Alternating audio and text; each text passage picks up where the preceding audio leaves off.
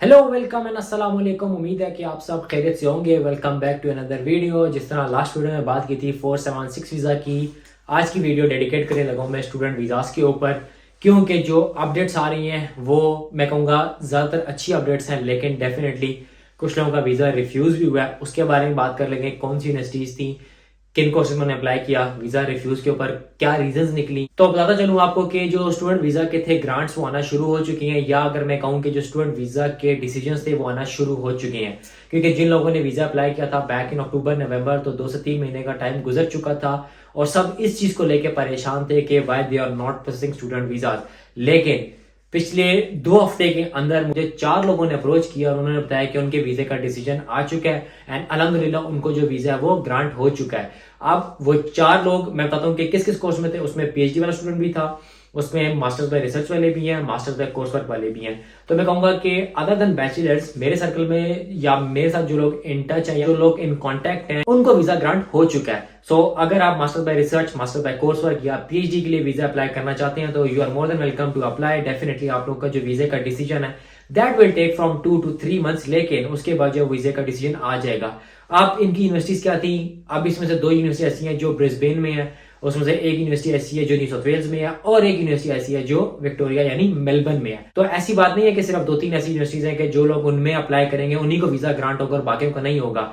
अगर ये मैं 4 यूनिवर्सिटीज को शॉर्टलिस्ट करूं और इन 4 की मैं खाली बात करूं तो मैंने 3 डिफरेंट स्टेट्स जो है वो कवर कर ली हैं और इसके साथ 3 ऐसी डिफरेंट डिग्रीज हैं जो कवर हुई है जिनके स्टूडेंट्स को वीजा ग्रांट हुआ है। अब इसके साथ बता चलता हूं, एक और मेरा क्लोज कॉन्टेक्ट है जिसके बारे में मैं खुद चाहता था कि उसको वीजा ग्रांट हो, वो यहाँ आए एंड देन हम दोनों साथ बैठ के वीडियो बनाए, बट अनफॉर्चुनेटली उसका वीजा जो वो रिफ्यूज हो चुका है। इनका केस मैं खुद क्लोजली मॉनिटर कर रहा था। ऑल्दो स्टूडेंट वीजा के बारे में कहा जाता है कि if you are applying from subcontinent you have to make sure कि आप एजेंट के थ्रू अप्लाई करें। उन्होंने एक एजेंट हायर किया था, लेकिन वो अपने सारे डॉक्यूमेंट्स मेरे साथ शेयर आउट कर रहे थे।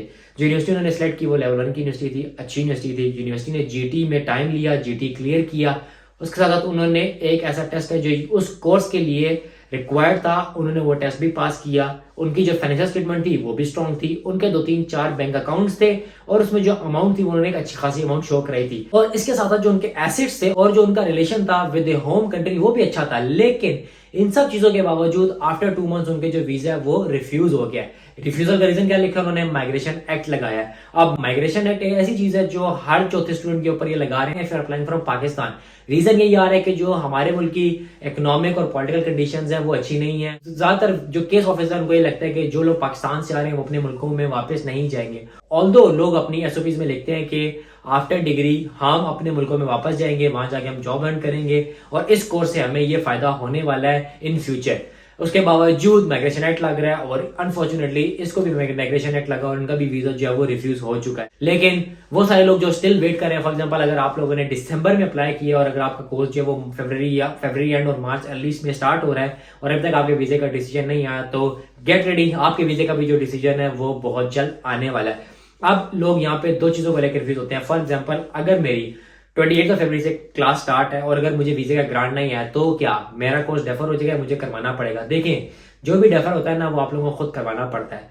फॉर एग्जाम्पल अगर आपकी क्लासेस 28 फरवरी को स्टार्ट हो रही हैं और अगर आपके वीजे का decision first week of March में भी आया तो आप ऑस्ट्रेलिया ट्रेवल कर सकते हैं। इसमें ऐसा नहीं है कि क्लासेस स्टार्ट हो गई, वीजा ग्रांट नहीं है तो उसका मतलब है कि जी आपको वीजा ग्रांट हो ही नहीं सकता। बहुत सारे केसेस ऐसे हैं, मेरे बहुत सारे लोग जानने वाले ऐसे हैं कि जिनकी क्लासेस स्टार्ट हो चुकी थी और उनका वीजा स्टिल इन प्रोसेस था और आफ्टर 1 to 2 वीक्स उनका जो वीजा वो ग्रांट हुआ एंड देन उसके बाद वो ऑस्ट्रेलिया ट्रेवल करके उन्होंने जाके अपना सेशन अटेंड कर लिया।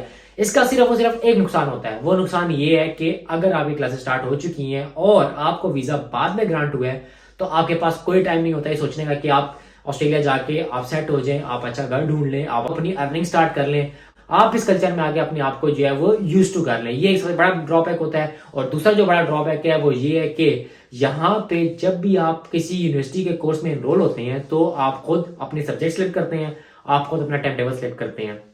अगर तो आपको वीजा ग्रांट नहीं और आपकी एनरोलमेंट ओपन नहीं हुई तो उसमें ये होगा कि आप अपनी मर्जी के सब्जेक्ट्स और अपनी मर्जी का स्केड्यूल सेट नहीं कर सकते। मेरे साथ भी यही हुआ था। जब मैं आया था मुझे आइडिया नहीं था कि मुझे खुद कोर्स सेलेक्ट करना है, मुझे खुद अपना स्केड्यूल सेट करना है। सो पहले सेमेस्टर में जो मेरी यूनिवर्सिटी थी वो 4 डेज के ऊपर स्प्रेड हुई थी, मतलब मेरे 4 कोर्सेज थे और मैं हर रोज एक सब्जेक्ट की क्लासेस लेने जाता था।